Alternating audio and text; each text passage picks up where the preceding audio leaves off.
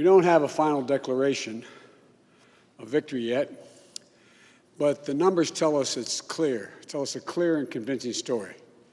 We're going to win this race. Just look at what has happened since yesterday. 24 hours, we were behind in Georgia. Now we're ahead, and we're going to win that state. 24 hours ago, we were behind in Pennsylvania, and we are going to win Pennsylvania. And now we're ahead, but we're winning in Arizona, we're winning in Nevada, and in fact, our lead just doubled in Nevada. We're on track to over 300 electoral votes, electoral college votes. And look at the national numbers. We're going to win this race with a clear majority of the nation behind us. We've gotten over 74 million votes. Let me repeat that, 74 million votes. That's more than any presidential ticket has ever gotten in the history of the United States of America. And our vote total is still growing. We're beating Donald Trump by over 4 million votes. And that's a margin that's still growing as well. One of the things I'm especially proud of is how well we've done across America. And we're going to be the first Democrat to win in Arizona in 24 years. We're going to be the first Democrat to win Georgia in 28 years. And we've rebuilt the blue wall in the middle of the country that crumbled just 4 years ago. Pennsylvania, Michigan, Wisconsin, the heartland of this nation. I know watching these vote tallies on TV moves very slow, and it's as slow as it goes, it can be numbing. But never forget, the tallies aren't just numbers. They represent votes and voters, men and women who exercise their fundamental right to have their voice heard. And what's becoming clear each hour is that record number of Americans of all races, faiths, religions chose change over more of the same. They've given us a mandate for action on COVID, the economy, climate change, systemic racism. They made it clear they want the country to come together, not continue to pull apart. The people spoke, more than 74 million Americans, and they spoke loudly for our ticket. But while we're waiting for the final results, I want people to know we're not waiting to get the work done and start the process. Yesterday, Senator Harris and I held meetings with groups of experts on public health and the economic crisis this country is facing. The pandemic, as you also know, is getting more worrisome all across the country. Daily cases are skyrocketing, and it's now believed that we could see as many as 200,000 cases in a single day. The death toll is approaching 240,000 lives lost to this virus.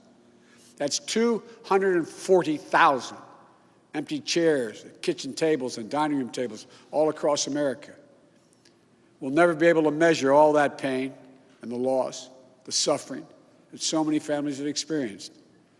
We know something about what it feels like to lose someone. And I want them to know they're not alone.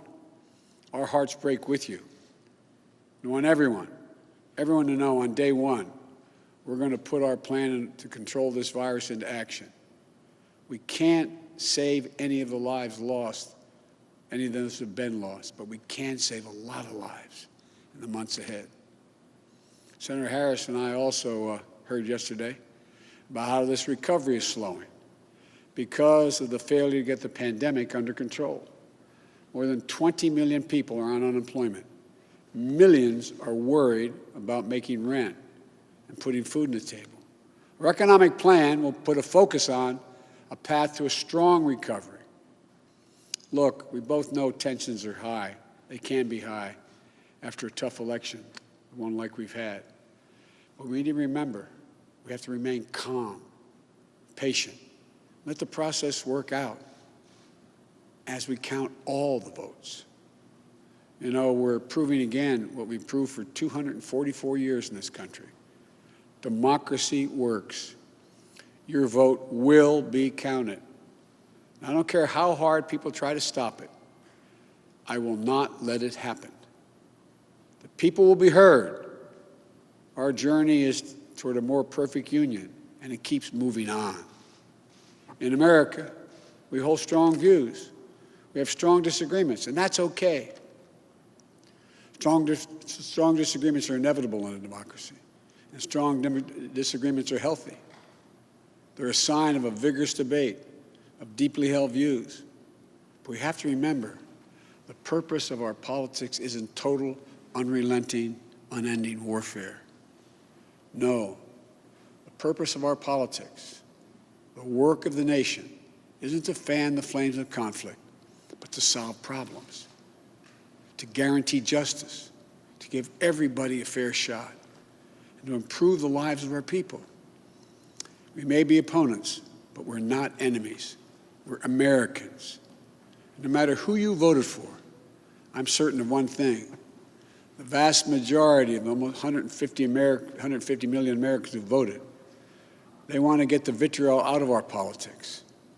We're certainly not going to agree on a lot of issues, but at least we can agree to be civil with one another. We have to put the anger and the demonization behind us. It's time for us to come together as a nation to heal. It's not going to be easy, but we have to try. My responsibility as president will be to represent the whole nation.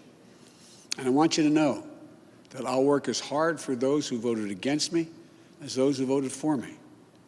That's the job. That's the job. It's called the duty of care for all Americans. We have serious problems to deal with, from COVID to the economy to racial justice to climate change. We don't have any more time to waste on partisan warfare. You know, and more than that, we have such an incredible opportunity to build the future we want for our kids and our grandkids. I've said many, many times, I've never been more optimistic about the future of this nation. There is no reason we can't own the 21st century. We just need to remember who we are. This is the United States of America. And there's never been anything we've been unable to do, unable to accomplish when we've done it together. I hope to be talking to you tomorrow. I want to thank you all, and may God bless you, and may God protect our troops. Good night.